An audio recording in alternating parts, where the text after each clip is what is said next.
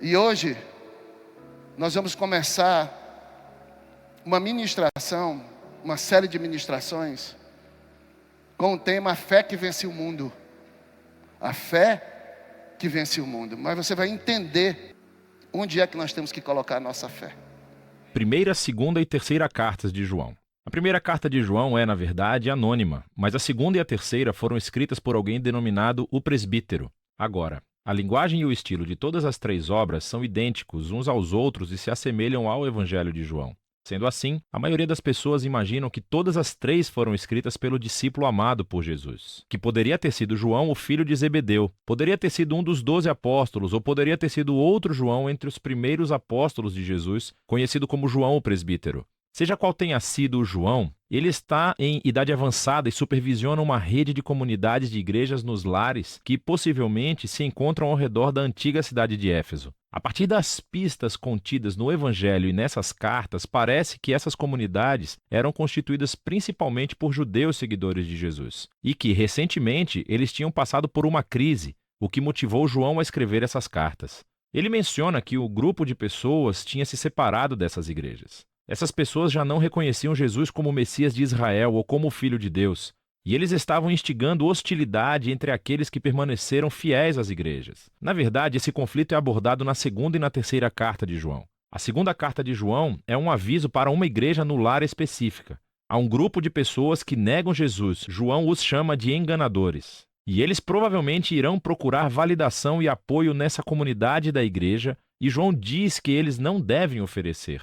A terceira carta de João é, na verdade, escrita a um membro de uma dessas igrejas em Casas, um homem chamado Gaio. E o presbítero pede a Gaio que acolha os missionários legítimos que chegarão em breve. Ele precisa dizer-lhes isso porque o líder daquela comunidade, Diótrefes, estava agindo como um idiota e rejeitando qualquer pessoa que estivesse se associando a João, o presbítero. E então, essas cartas nos dão uma perspectiva da tensão e do conflito que João enfrentou nessas igrejas. E a primeira carta de João foi escrita como uma resposta a tudo isso, como uma forma de controle de danos. O presbítero garante àqueles que ainda acreditam em Jesus que Deus está com eles, já que são fiéis à verdade. Então, tudo isso nos ajuda a entender a singularidade da primeira carta de João, que, na verdade, não é uma carta realmente. Lê-se mais como um sermão poético enviado a essas igrejas. João diz que não está passando novas informações. Na verdade, quase todas as ideias e palavras-chave na primeira carta vêm dos ensinos de Jesus no Evangelho de João. Sendo assim, o objetivo de João é relembrar e convencer esses cristãos a permanecerem fiéis àquilo que eles dizem já acreditarem. A qualidade poética do sermão de João é muito legal.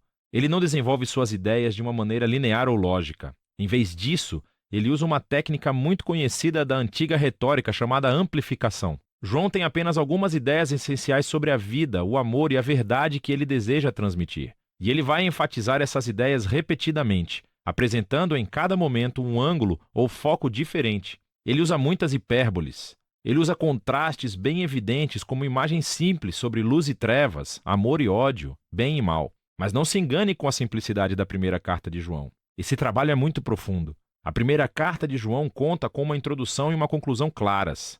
E os ciclos que fluem do sermão, entre a introdução e a conclusão, não seguem qualquer tipo de esquema literário rígido. Parece haver duas grandes seções, cada uma marcada pela frase introdutória. Esta é a mensagem. E então, cada uma é seguida por uma repetição de imagens sobre como Deus, em primeiro lugar, é luz, e em seguida sobre como Deus é amor. E todas as ideias nessas duas partes fluem e voltam para essas duas ideias centrais. Sendo assim, a introdução é muito semelhante ao prólogo do Evangelho de João. Há reflexos do capítulo 1 de Gênesis e do capítulo 8 de Provérbios. João fala sobre a palavra da vida que estava com Deus no início. Para João, a palavra Deus se refere ao Pai e ao Filho que vieram trazer vida ao mundo. E aqueles que viram, ouviram e tocaram o Filho são chamados de nós. João se refere a ele próprio e aos apóstolos que foram testemunhas oculares de Jesus. E agora nós temos uma mensagem para vocês, a próxima geração de seguidores de Jesus. Então, quando os apóstolos compartilharam a palavra da vida com outras pessoas, essas pessoas também foram trazidas para a comunhão com o Pai e o Filho através dos apóstolos. A palavra comunhão aqui vem do grego, koinonia, e significa uma participação ou partilha. Quando as pessoas ouviram a mensagem de Jesus através dos apóstolos, aquela mensagem trouxe-os para um relacionamento real com Jesus e uma participação verdadeira na vida e no amor de Deus. E em seguida, isso flui direto para a primeira sessão principal. Esta é a mensagem: Deus é luz. E esta é a mensagem dos apóstolos, que o Deus revelado em Jesus é luz. Sendo assim, se as pessoas desejarem participar na vida do próprio Deus por meio de Jesus, elas precisam continuar caminhando na luz. É uma imagem formidável, mas o que significa? Para João, significa manter os mandamentos de Jesus. E isso é difícil. Então, quando você falhar, a morte expiatória de Jesus cobrirá os seus pecados. E mais uma vez, você é chamado a se levantar e obedecer os ensinos de Jesus. Mas qual das suas lições? João lembra as igrejas dos velhos e novos mandamentos transmitidos por Jesus aos seus discípulos na última ceia, que eles amassem uns aos outros como ele os amava. Fazer isso é caminhar na luz. Se a luz de Deus agora brilha por meio de Jesus, então significa que a escuridão do mundo está passando. O que também significa que, neste momento, os filhos de Deus venceram o pecado, o mal e a morte que reina no mundo. E isso levou João a desafiar as igrejas: não ame o mundo, pois ele também está morrendo. Aqui ele se refere especificamente ao orgulho e à corrupção sexual. Provavelmente, esses são problemas ligados ao conflito que existia nas igrejas. E isso leva João a advertir as igrejas sobre essas pessoas que deixaram as comunidades e que negaram Jesus como Messias. João os chama de antimessias e enganadores. Mas ele está confiante de que aqueles que ainda conhecem a verdade sobre Jesus são, na verdade, os verdadeiros filhos de Deus, e eles são amados pelo Pai. E eles mostram que são parte da família de Deus quando praticam justiça e amam uns aos outros, ao contrário dos enganadores, que estão causando raiva e conflitos na província. E isso faz a transição para a segunda sessão principal do sermão. Esta é a mensagem dos apóstolos, que Deus é amor, diz João. E assim os filhos de Deus devem amar uns aos outros e evitar o ódio.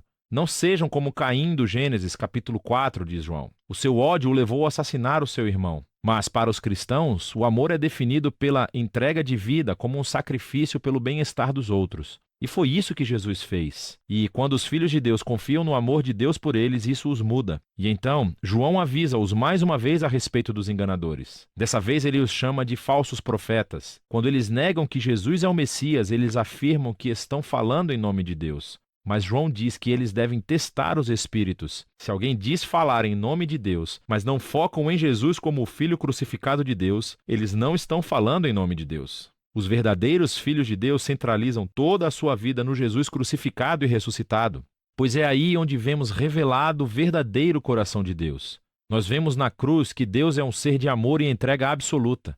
E esse amor é o que motiva os seguidores de Jesus a amar uns aos outros da mesma forma. E quando as pessoas conhecem esse Deus de amor, isso as afasta do medo e da angústia para sempre. Isso é parte daquilo que João quer dizer quando ele menciona a vitória sobre o mundo. Quando você entende que Deus te ama, que Ele é louco por você apesar das suas mais profundas falhas e defeitos, esse amor se torna algo que fundamenta toda a sua vida. Esse amor é o resultado da confiança em Jesus crucificado.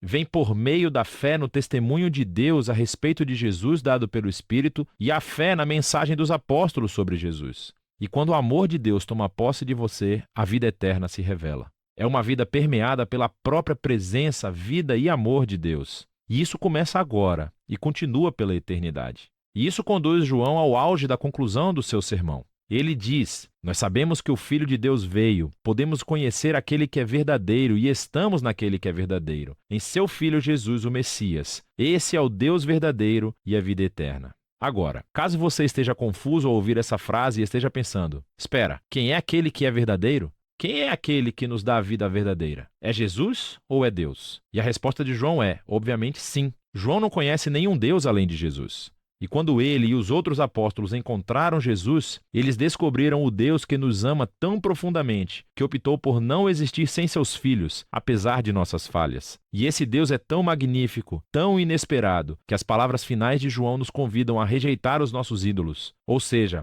resistir a qualquer tentação de recriar o magnífico Deus à nossa própria imagem. Conhecer Jesus é conhecer o Deus criador da vida e do amor centrado no próximo. Isso, diz João, é o único e verdadeiro Deus. E é disso que se tratam as cartas de João. Essa é uma introdução e deixa claro, Jesus é Deus encarnado. Os apóstolos não conheceram outro Deus que não seja Jesus. Acabou. esse Deus demonstrou o seu amor por nós, enviando o seu Filho na cruz para morrer. E o que Ele espera dos seus filhos é que tenhamos esse mesmo DNA, de amarmos uns aos outros. É um grande desafio para uma igreja fria, para uma igreja que não lê mais Bíblia, uma igreja onde as pessoas, se não tiver uma campanha, elas não oram. Por quê? Porque não tem mais, não queima mais a vontade de conhecer esse Deus profundamente. E o nosso desafio nesses tempos, e aquilo que eu quero com essas ministrações, é que o coração da igreja aqueça de novo. É que a gente queime de amor por Jesus Cristo. E assim, irmãos, nós vamos vencer o mundo. Não tem outro jeito. Então em 1 João, capítulo 5, versículo 4 e 5, ele diz: todo aquele que é nascido de Deus, bem alto, todo aquele.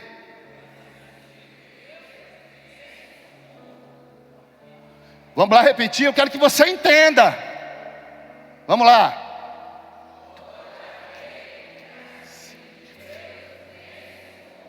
Quem é que vence o mundo? Todo aquele que é nascido de Deus. Então, e esta é a vitória que vence o mundo. Deixa lá, filhão. E esta é a vitória que vence o mundo. Qual é a vitória que vence o mundo? Então, a fé é a vitória. O Filho de Deus, todo aquele que é nascido de Deus, vence o mundo.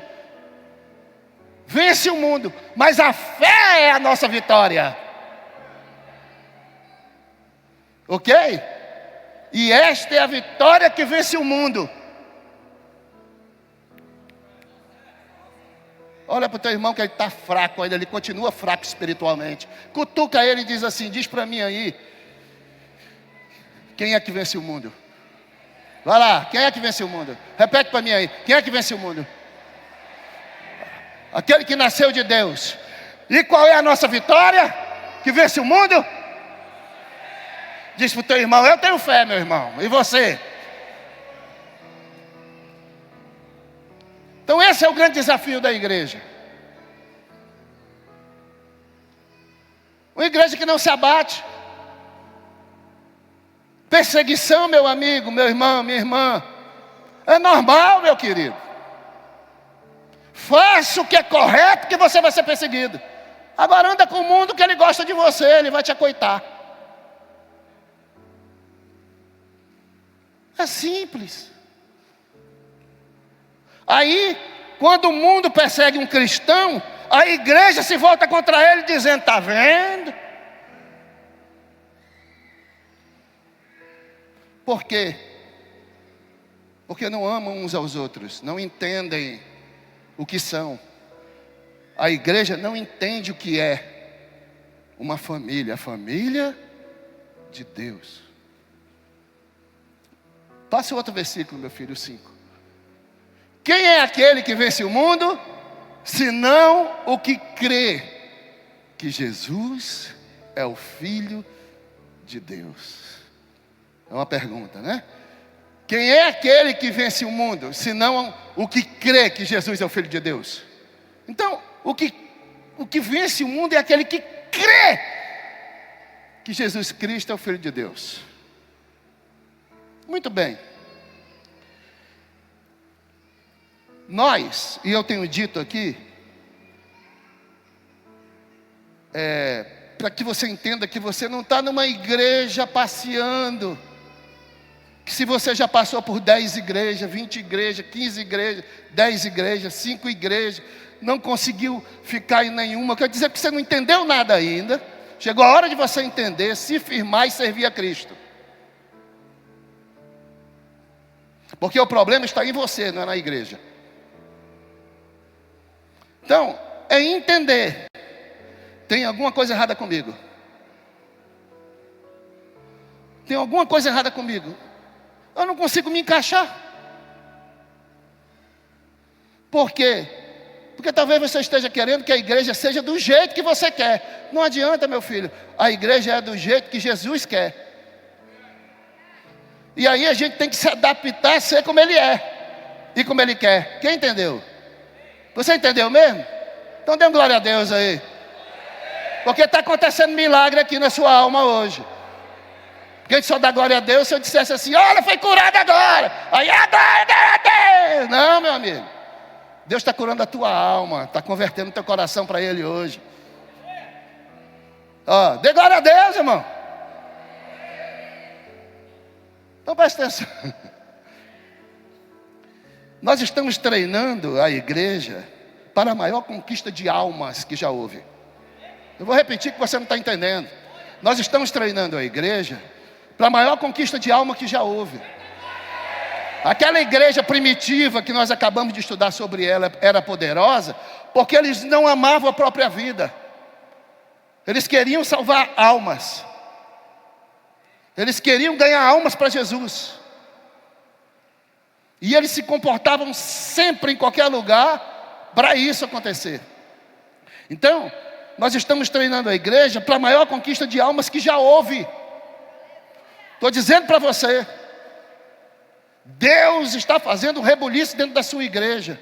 E os novos que estão entrando, eles têm que encontrar crentes de verdade. E eles vão encontrar aqui na Ágape. Porque eles vêm através de você. Eu creio que onde a gente for, nós somos luz. E onde a gente for, as trevas têm que ser dissipadas. Não interessa o que eles fazem, o que interessa é o que a gente vai fazer lá.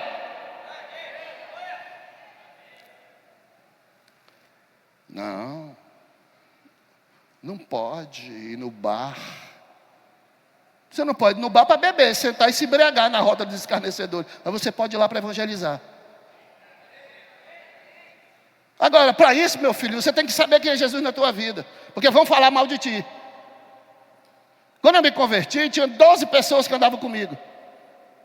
Um dia deu uma chuvada doida, nós tínhamos 12 dentro de 2 carros.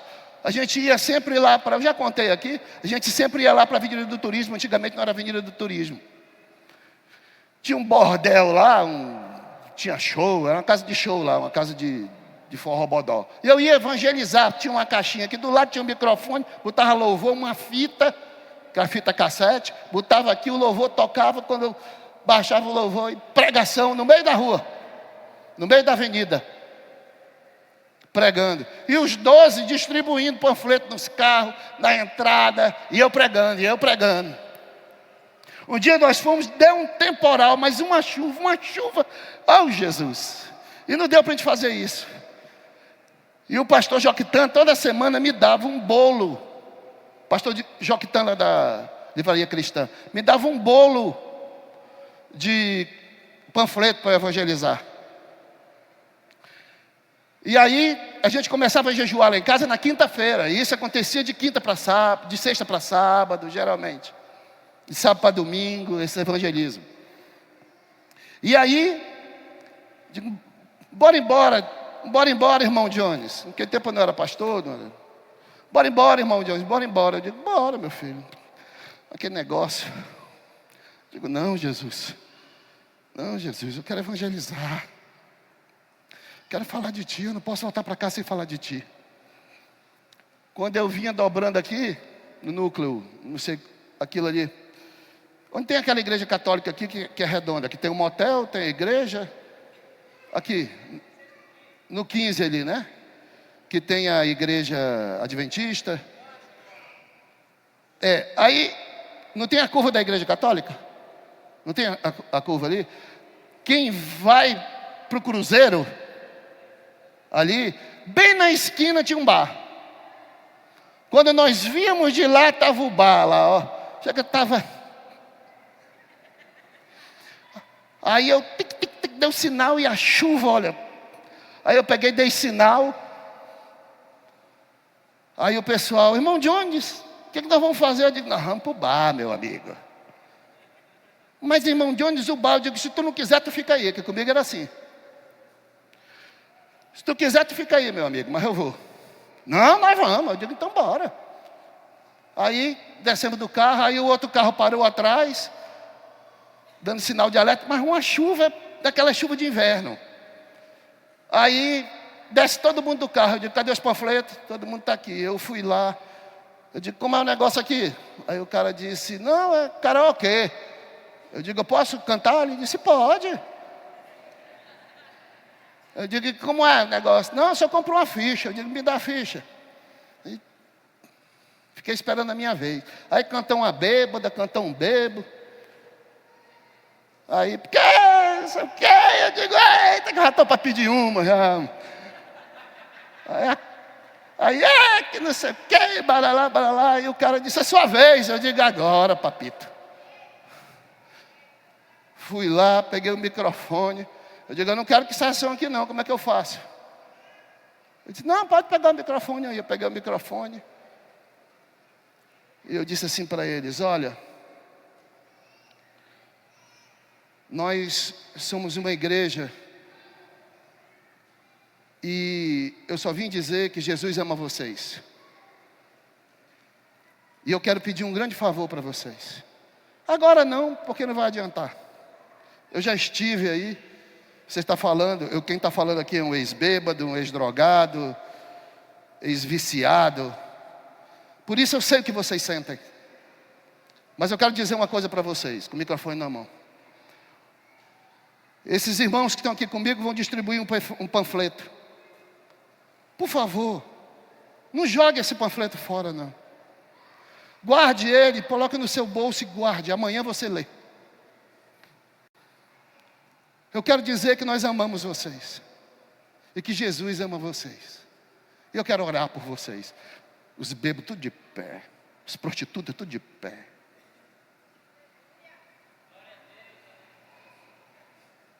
Não precisou mandar eles ficar de pé não, irmão.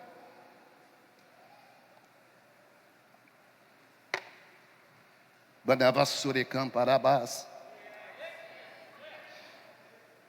Eu orei por eles.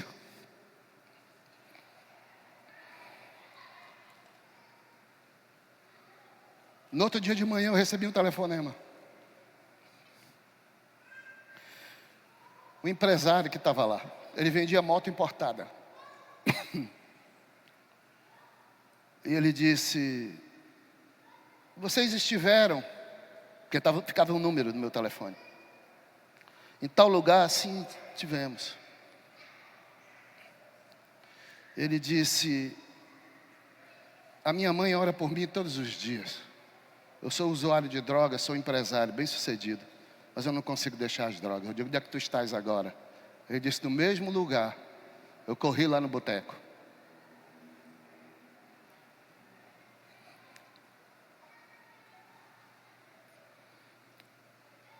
Eu acompanhei esse cara por um bom tempo. Ele vendia moto, importada moto. Era o forte, era o principal dele. Levei ele para a igreja presbiteriana. Ele foi comigo. O tempo nos separou, mas ele virou um evangelista. Não sei te dizer onde ele está hoje. Mas o que eu quero te dizer é o seguinte. O seu lugar é onde estão os perdidos. O nosso lugar é onde os perdidos estão. Eu entrava em prostíbulo. Todo mundo falava de mim. Falar de mim, meu amigo. Agora eu faço mesmo que o ratinho antigamente. Fale de mim. Eu quero mais... Como é que ele dizia, meu Deus? Fale mal, mas fale de mim. Eu nunca me importei com isso, desde que Cristo fosse conhecido. Eu nunca gostei de pregar para religioso, para a igreja. Eu nunca gostei não, irmão. Porque meu negócio é treinar líder para ganhar alma. Meu negócio sempre foi esse, queima dentro de mim o evangelismo. Amor pelas almas perdidas. Quem vence o mundo não são os filhos dos poderosos. Quem vence o mundo não são os filhos dos homens. Quem vence o mundo são aqueles que nasceram de Deus. Ou seja, os filhos de Deus. São esses que vencem o mundo.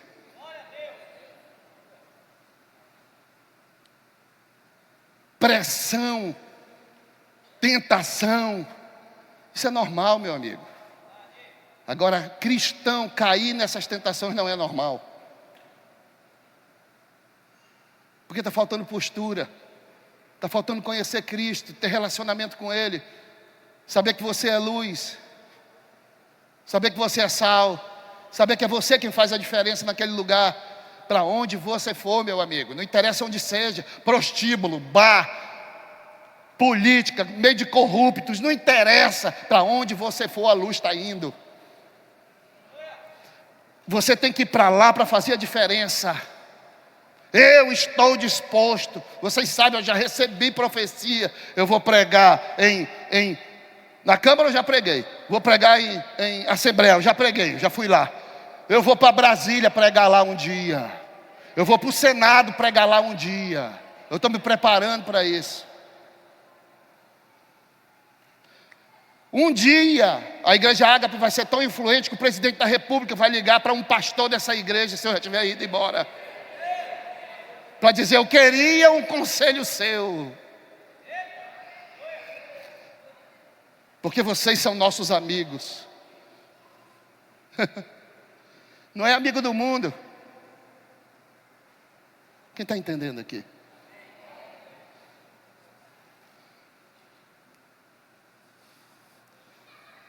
Sansão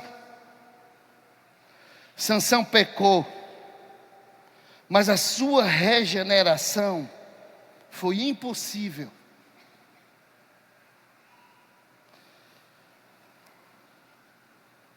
Quem vence o mundo são os filhos de Deus. Os filhos de Deus são gerados somente agora, no tempo da graça, por meio do Espírito Santo. No Antigo Testamento não era gerado filho de Deus. É agora, no tempo da graça que nós estamos vivendo. Mas essa porta da graça vai fechar um dia. E ela está próxima. O Senhor Jesus está voltando. Então preste atenção. Sansão, ele foi um homem escolhido por Deus, o nazireu, mas ele pecou. E a sua regeneração foi impossível. Para ser restaurado, quem lê Bíblia aqui vai entender, porque eu não tenho tempo para estar explanando isso aqui. Você tem que ler Bíblia para poder você entender. Para Sansão ser restaurado, ele viu o cabelo dele crescer de novo, mas ele não nasceu de novo.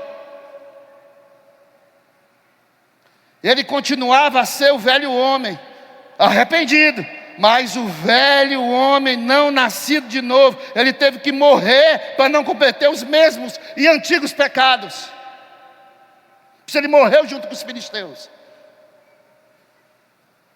Davi, ele teve seu filho nascido de Batseba, morto por causa do seu pecado, mas ele não nasceu de novo. Depois veio Salomão para mostrar um novo tempo de vida na vida de Davi, mas Davi não nasceu de novo. Davi foi transformado pelas lutas e pelas circunstâncias, e até se tornou o melhor Davi.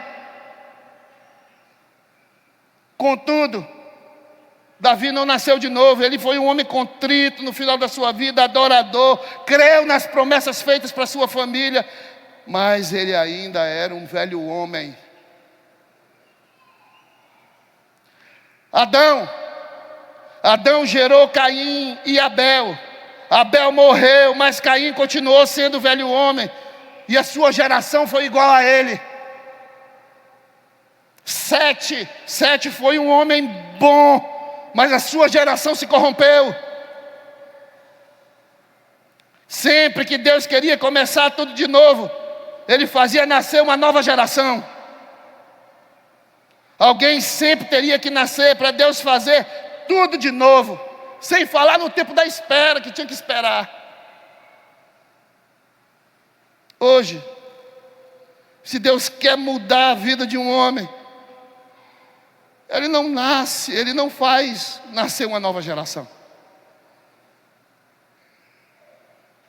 Ele não tem de enviar um dilúvio para destruir a geração pecadora. Ele não tem de destruir Sodoma, nem Jericó. Ele simplesmente faz a pessoa nascer da água do Espírito.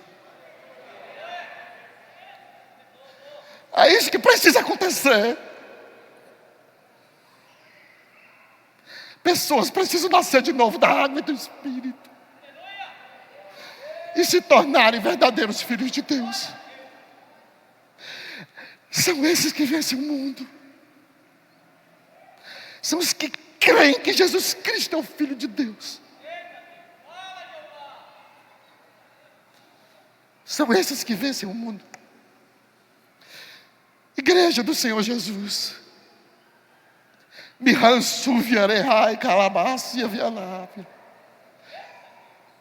O nosso Senhor está à porta.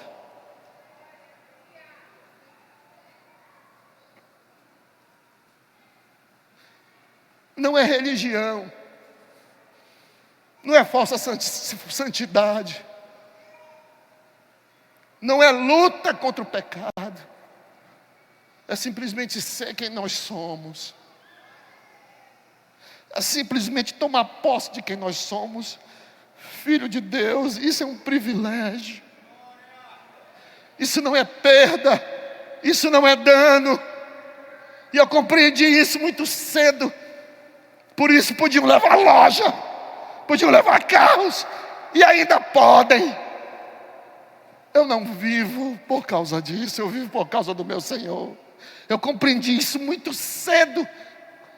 Não é de agora que me ameaçam de morte, que ameaçam a minha família. O diabo tem ódio de mim, porque Deus me levantou como um grande líder nessa cidade. Eu sou treinado de base. Eu não tenho medo de morrer. A morte é minha amiga. E o dia que ela chegar, eu vou dar os braços para ela, porque eu vou ao encontro do meu Senhor. Eu tenho medo de perder a comunhão com meu Deus. Eu só temo a mão do Todo-Poderoso no último dia, em que Ele vai chamar os nomes que vão estar escritos no livro da vida, e saber que muitos, talvez até que estejam aqui ou dentro de outras igrejas, não vão estar lá.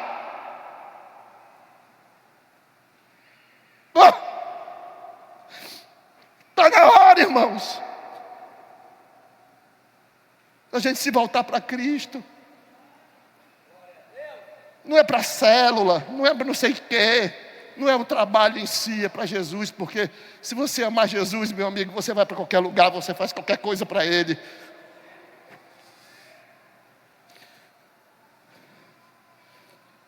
Eu acabei de escrever um livro agora, está na gráfica, Chamados para Serem Servos. É o meu próximo livro, que está saindo agora.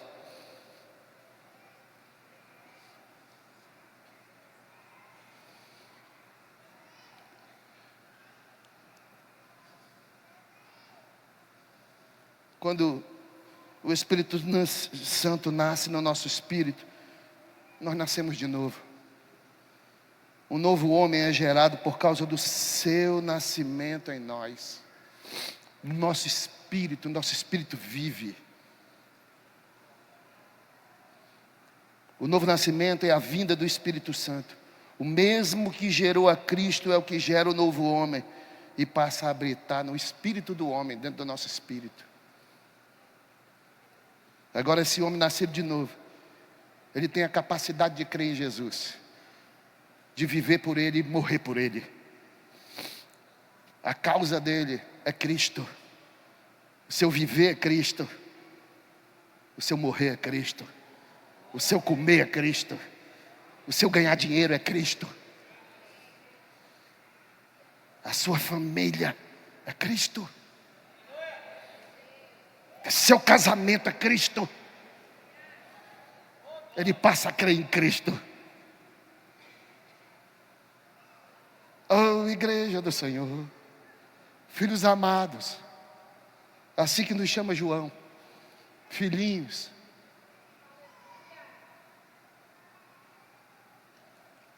Creia em Cristo. A PPB não fala de dinheiro, ela fala de Jesus. A oferta é Cristo, não é dinheiro. A igreja é o corpo de Cristo. Não é somente o teu irmão. Esse que está do teu lado precisa de ti. Eu preciso de ti, você precisa de mim. Nós somos o corpo reunido aqui hoje. E esse corpo precisa do Espírito. Você precisa nascer de novo para ser um vencedor. Vencer o mundo, você tem que nascer de novo. O mundo, ou seja, a multidão incrédula, a massa inteira de homens alienados de Deus, e por isso hostil à causa de Cristo, não pode te vencer se você crê corretamente em Cristo. Eles não podem te vencer. Não pode. Só existe um que pode me vencer. Pergunte para mim, quem é, apóstolo? Eu mesmo. Eu sou o único que pode me derrotar.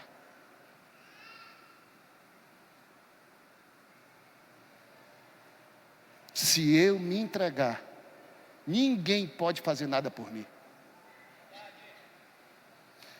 Se eu crer incorretamente, ou até entender, mas não agir corretamente, eu sou o único responsável por mim mesmo.